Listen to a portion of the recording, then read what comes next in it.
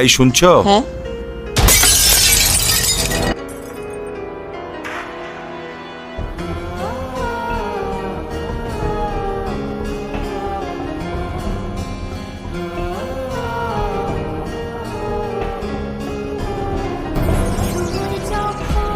ছবিটা ভাঙলেন কেন আপনি?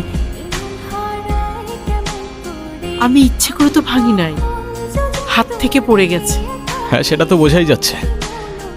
এই পুরো বাড়িতে আমার মায়ের একটা চিহ্নও তো আর বাকি রাখলেন না আপনারা।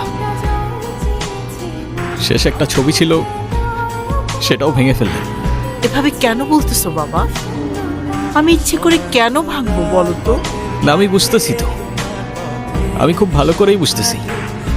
আপনারা যে সব প্ল্যান করে করতেছেন না, সেটা আমি খুব ভালো করেই বুঝতেছি। প্ল্যান করে করতেছি মানে? এটা আবার কোন ধরনের ল্যাঙ্গুয়েজ? প্লিজ ইভান, রাগ করো না বাবা। হইছে, মাফ করেন।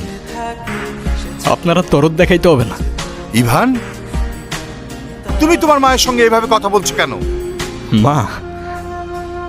কে মা? আপনি আমার মা? ওনাকে বলে দিয়েন যারে তারে এনে আমার মায়ের জায়গায় বসাই দিলেই সে আমার মা হয়ে যাবে। ইভান,